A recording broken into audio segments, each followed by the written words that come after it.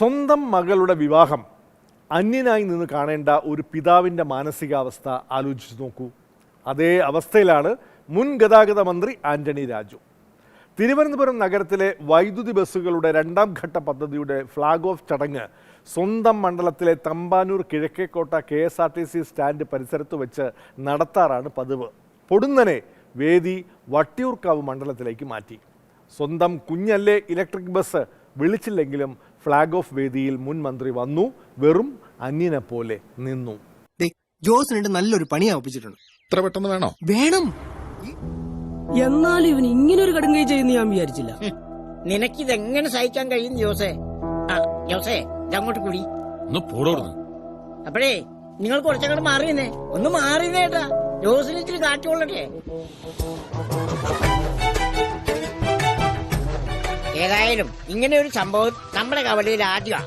അപ്പോ ഞാനിതിലെ പോയപ്പോഴാണ് ഇപ്പൊ ഇതിന്റെ ഈ 2 ബസ്സുകൾ ഇങ്ങനെ ഉദ്ഘാടനത്തിനായി ഫ്ലാഗ് ഓഫിനെ അവിടെ നിർത്തിയിരിക്കുന്നത് കണ്ടത്. ഏതായാലും കണ്ടപ്പോ എന്റെയും കൂടെ കുഞ്ഞായതുകൊണ്ട് ഒന്ന് ഇറങ്ങി നോക്കാതിരിക്കാൻ പറ്റൂലല്ലോ, അതുകൊണ്ട് ഞാൻ വന്ന് കണ്ടെന്നേ ഉള്ളൂ. രാക്കിളി പൊന്മകളെ നിൻ പൂവിളി യാത്രാമൊഴിയാണോ നിൻ മൗനം പിൻവിളിയാണോ?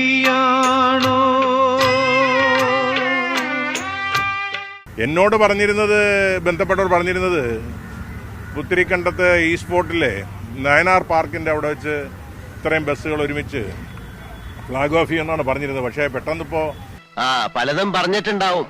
ഇപ്പോഴെന്താ പറയുന്നെന്ന് വെച്ചാ അതനുസരിക്കുക. എന്റെ ഈ റോഡിന്റെ അപ്പുറമാണല്ലോ എന്റെ മണ്ഡലം. അപ്പൊ ഇത് കിഴക്കേക്കോട്ട, തമ്പാനൂർ തുടങ്ങിയ പ്രദേശങ്ങളാണ് KSRTCയുടെയും നഗരത്തിന്റെ ഒരു പ്രധാന ഹൃദയഭാഗം. അവിടെ വെച്ചൊക്കെയാണ് സാധാരണ ഉദ്ഘാടനം. Thycaud police ground. കഴിഞ്ഞ തവണ 50 ബസ്സുകൾ മുഖ്യമന്ത്രി ഫ്ലാഗ് ഓഫ് ചെയ്തത് വലിയ ചാലയുടെ കിഴക്കേക്കോട്ട തമ്പാനൂരിന്റെ തൊട്ടടുത്തുള്ള. അപ്പോൾ ഇത്തവണ ഇതൊരു ഒഴിഞ്ഞ ഒരു മൂലയിലാണ് ഇതിപ്പോൾ ഇതിന്റെ ഫ്ലാഗ് ഓഫ് ചെയ്യുന്നത്. എന്തുകൊണ്ടാണ് എന്റെ കുഞ്ഞായതുകൊണ്ട്, എന്റെ കുഞ്ഞും കൂടെ ആണല്ലോ, അപ്പൊ അതിനെ കാണാനുള്ളൊരു കൗതുകം കൊണ്ടൊന്ന് ഇറങ്ങിയെന്നുള്ളതേ ഉള്ളൂ.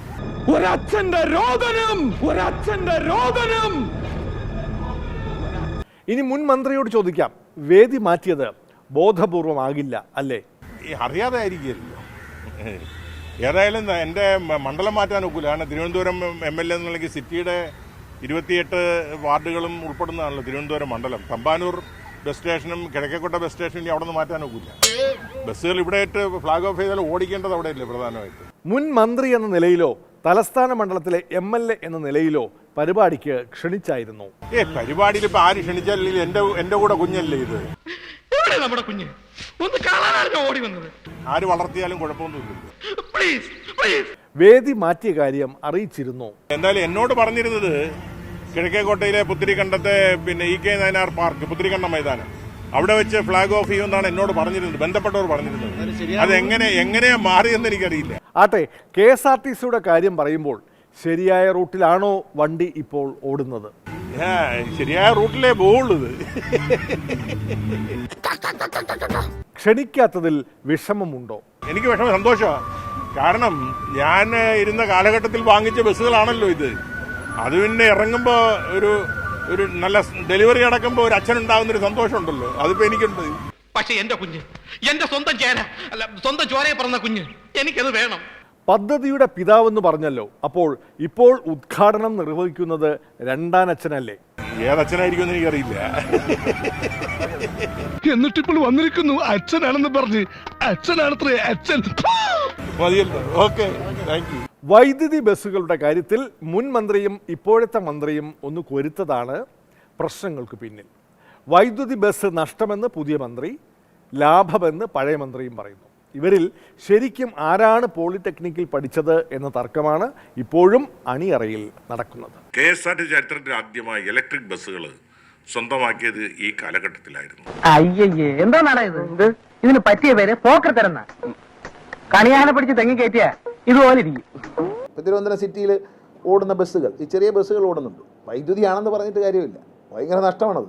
എന്റെ ഐഡിയാസ് മുഴുവൻ മഹാവിഡ്ഢിത്തങ്ങളാണെന്ന് ഒരു അന്യ പുരുഷന്റെ മുമ്പിൽ വെച്ച് പറഞ്ഞ പ്രതികരിക്കാതിരിക്കാൻ എനിക്ക് പറ്റില്ല ദാസ. പ്രതികരിക്കാൻ നിനക്ക് അവകാശമില്ല. ഞാനെന്താ ആഫ്രിക്കൻ അടിമ? സാർ ഈ ബസ് നഷ്ടമാണെന്ന് പ്രതിപക്ഷം പറഞ്ഞല്ലോ ഇന്നലെ. വിൻസെന്റോടാ പറയണത്. നീ വിൻസെന്റോടാ പറയണത്.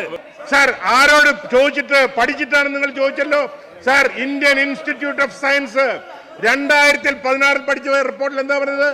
Electric buses guarantee 20% more revenue and 82% more profit than diesel buses എന്നാ പറഞ്ഞത്. വിൻസെന്റോടാ പറയണത്. സാർ ബസ്സിന് എത്ര കാലം ആയുസുണ്ടെന്ന് ഒരു ചോദിച്ചല്ലോ സാർ. കാരണം അതിനകത്ത് ഇലക്ട്രിക് ബസ് എന്നുള്ള ആശയം മുഖ്യമന്ത്രി പറഞ്ഞ പരിസ്ഥിതി മലിനീകരണം ഇല്ല, നമുക്ക് പിന്നെ ലാഭമാണെന്ന് നമ്മൾ കരുതിയെങ്കിലും അതിന്റെ ഡ്യൂറബിലിറ്റിയെ പറ്റി നിങ്ങൾക്ക് വല്ല ഉറപ്പുണ്ടോ? കിടന്ന് നീ വിൻസെന്റോടാ പറയണത്. അന്ധരാനെ കണ്ടതുപോലെയാണ് സാർ പ്രതിപക്ഷം വായിൽ തോന്നുന്നതെല്ലാം കോതയ്ക്ക് പാട്ടുന്നത് പോലെ സാർ പറയാൻ സാർ. നീ വിൻസെന്റോടാ പറയണത്.